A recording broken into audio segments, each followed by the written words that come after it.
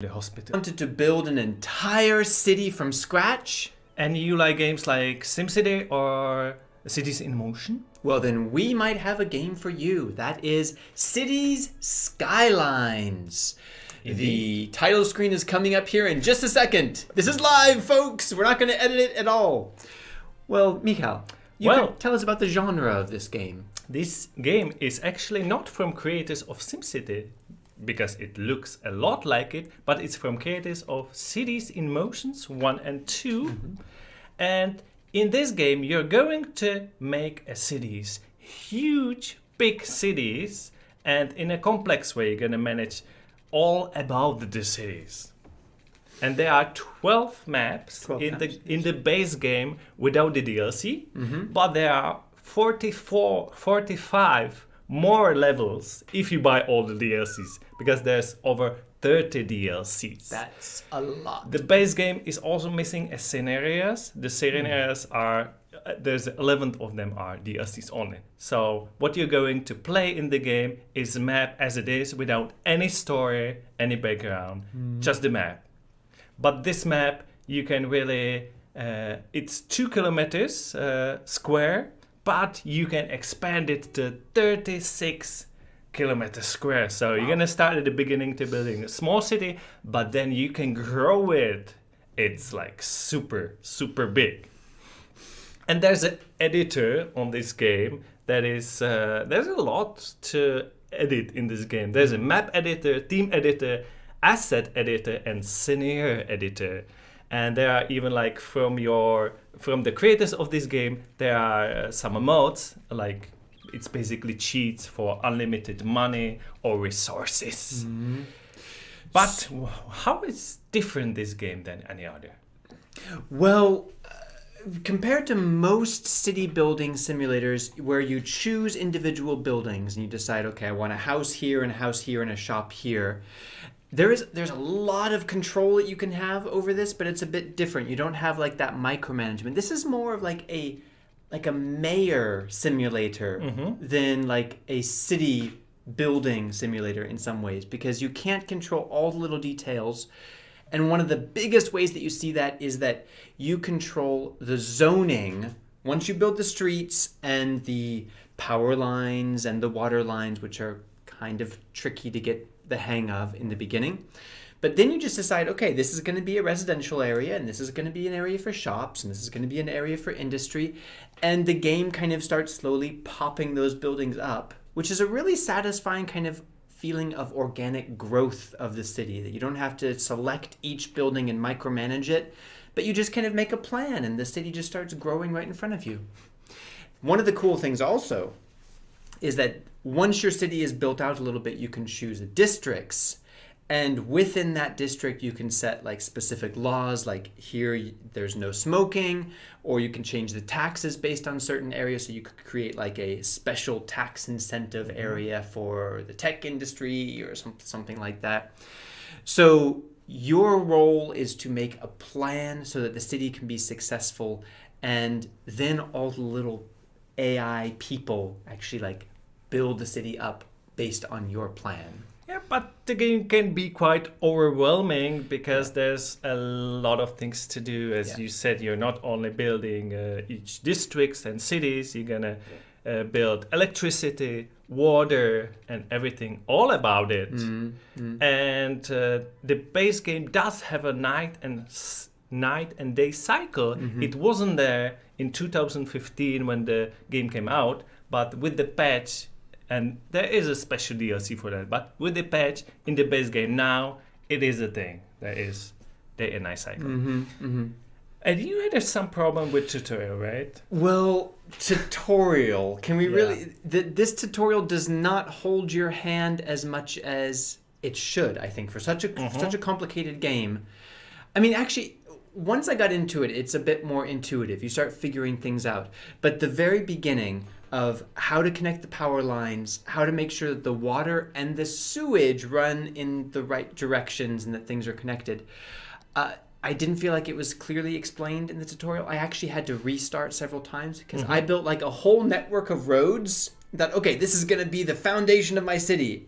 And now, no money.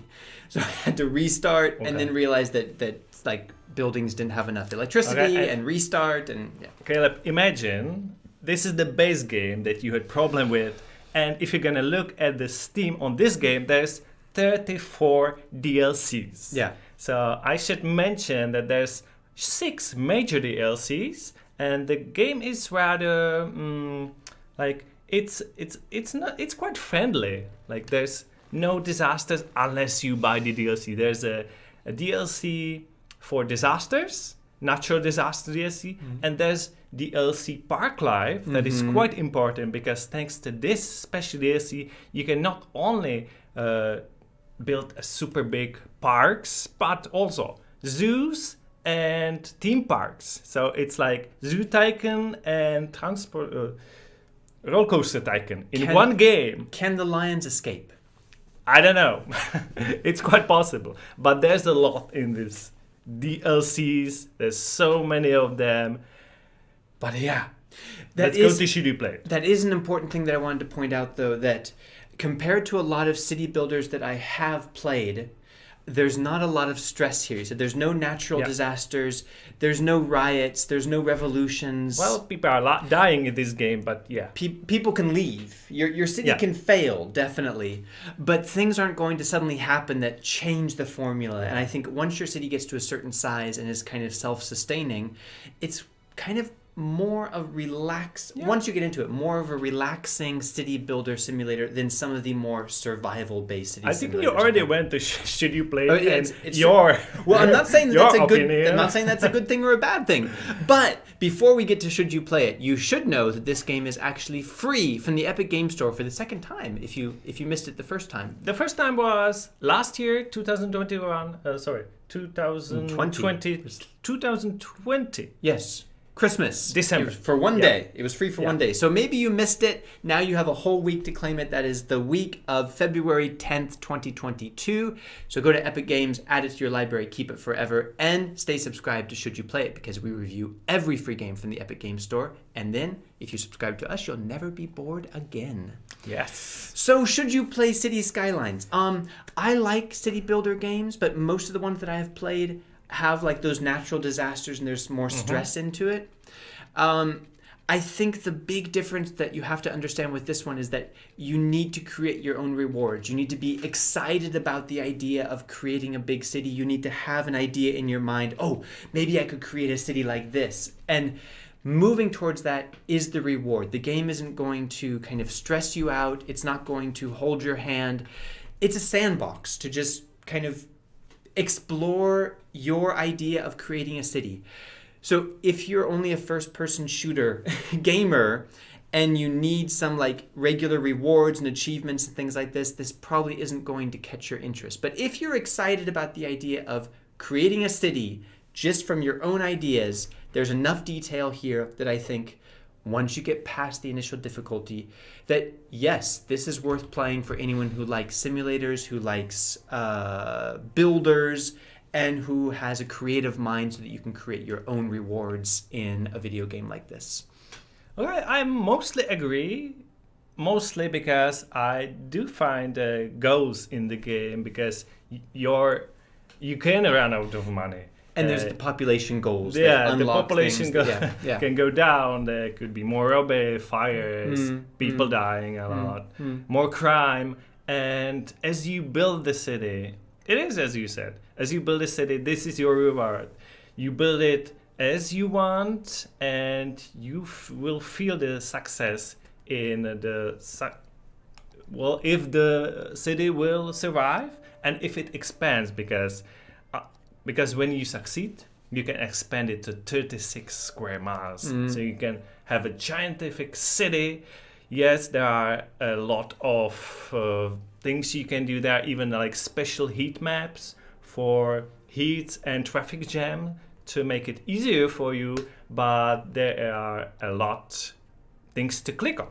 I really like also that you can zoom in as little as you can really see the individual people walking on the street. No eyebrows. There's still no eyebrows. This is 2015, so I still want to see eyebrows. But still, I think even for 2015, I'm not sure, But I think there is no better game since then that is this detailed, this user-friendly, because yes, it gets complex, but it is pretty easy to build a small town. I would say there's there's that first real difficulty of figuring out how to connect things, and then it's pretty easy for a while, and then it gets more complex again. Because you basically like almost like draw the roads, the cities. So yes. You could recreate your own hometown. You could. So let us know in the comments if you're going to play this and what town you are going to try to recreate first.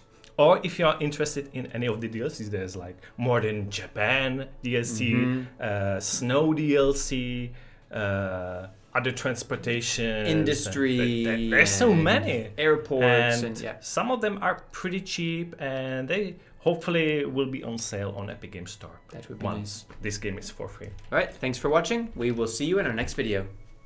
Bye. Bye.